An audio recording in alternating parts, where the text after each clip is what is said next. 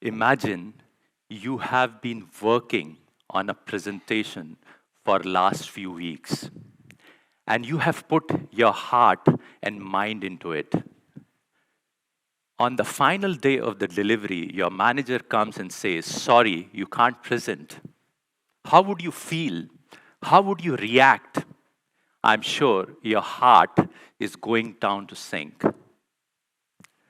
In 2002, pretty much early in my career, I was working on a multi-million-dollar deal. I have worked hard for 6 months on that deal. And the client reaction was giving me a perspective that we are going to win that bid. On the final day of the announcement, I was pretty excited that I'm going to win this bid. But on the contrary, during the vendors meeting, the managing director of the organization said that we have decided to cancel this opportunity and we will start afresh. I stood up abruptly and said, "How you can do this? This is unfair. We have done so much of hard work on this." I literally showed my frustration and anger to everyone, all the decision makers who were there. And I displayed my lack of self-awareness to control my emotions. That one single emotional outburst, that one single emotional outburst just not costed me that deal, but I learned this $1 million lesson in a very hard way. So the fallout was very brutal. For next few months, I was blaming myself, but I learned one important lesson of self-awareness. It taught me that how I can pause, how I can reflect, and how I can manage my emotions. And that's what is essential as part of the emotional intelligence or EQ. Few years later, I was working with a newbie Dhruv, whom I was mentoring. And during a discussion on a potential deal, I told him, "Dhruv, success in sales is just not about numbers and strategy. It also has to do with understanding people, including yourself. I'm engineer and I have been always taught to see word in binaries, zeros and one. But success in sales really is a journey from your 0 to 1. It's an intersection of your emotional intelligence in that sales journey which makes you successful." I talked to Dhruv that have he heard about this concept of circle of sales. He nodded his head with ignorance. I said, "Then read my book, Build Your Sales Muscle," and it talks about the concept of circle of sales. It's a sales adaptation of the formula area of circle, which is pi r square. And that's the circle of sales, which equals to area of circle. So imagine this circle. You have put guidelines and processes in your sales to ensure that you get right results. But beyond a point, it becomes constant, just like pi. Then we move on to visible R, which is Mr. Variable. And this signifies the will and skill of the salesperson. The radius determines the size of the circle, and the will and skill determines the depth with which a salesperson can make an impact. But the real game changer here is invisible R, which is Mr. Exponential. And from today's context, it's emotional intelligence. And this is where the magic begins. And Dhruv was really listening to me. And I said that there is a research from Hay Group which says that salespeople who have high EQ can produce twice the result than their counterparts.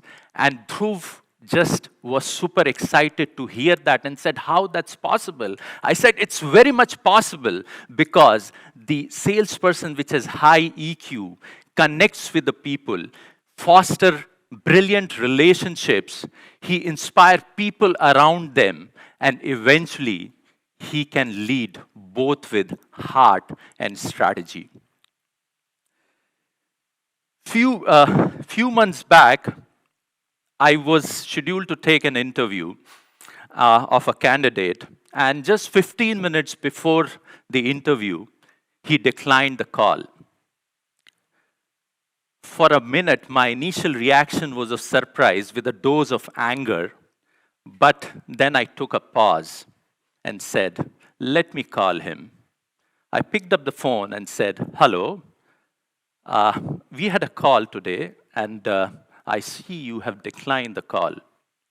There was a long pause, and then I saw a heavy baritone in the voice saying, sir, I lost my child just last weekend, and I'm in no frame to get into an interview.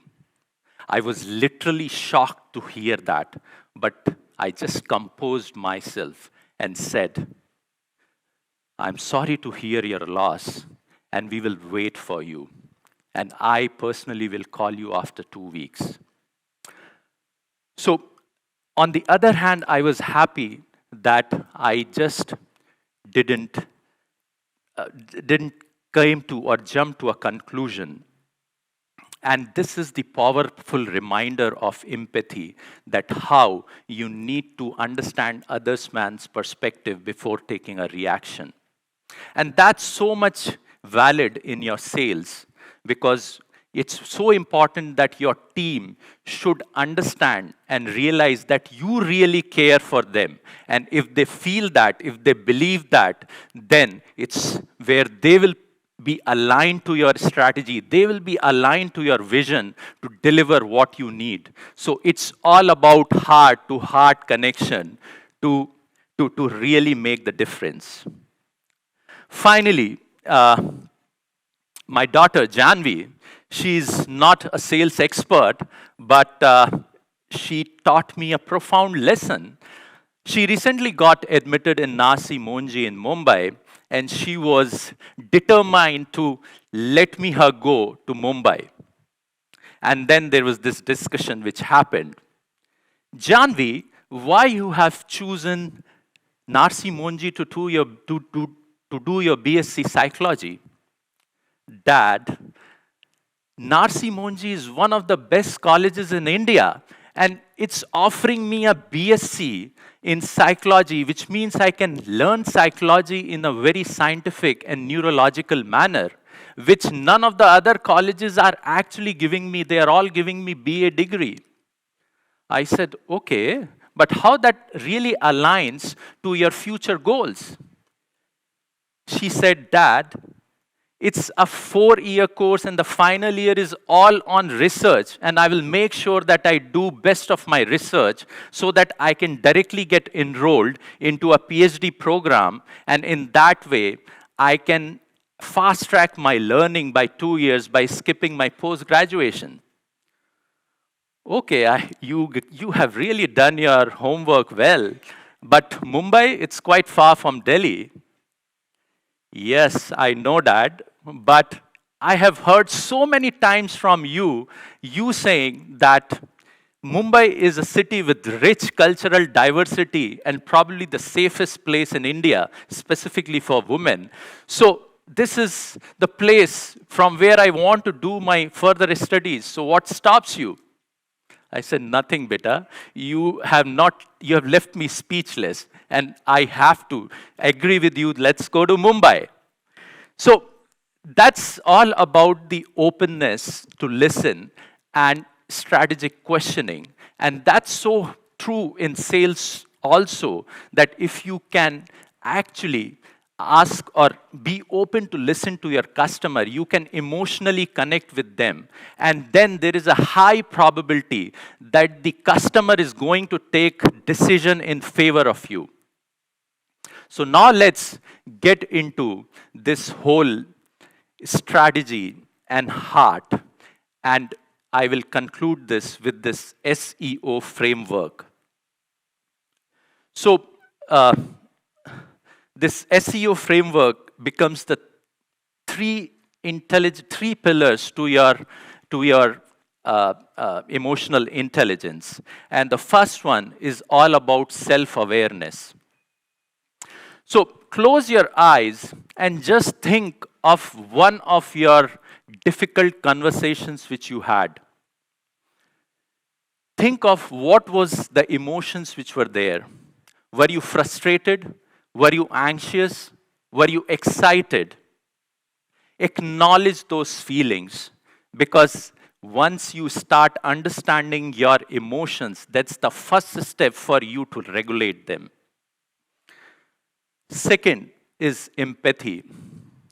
Make a decision that the next discussion which you do today is step into the shoes of other person and understand that what is their benefits, what they feel good about, what is their interest, what are their motivations.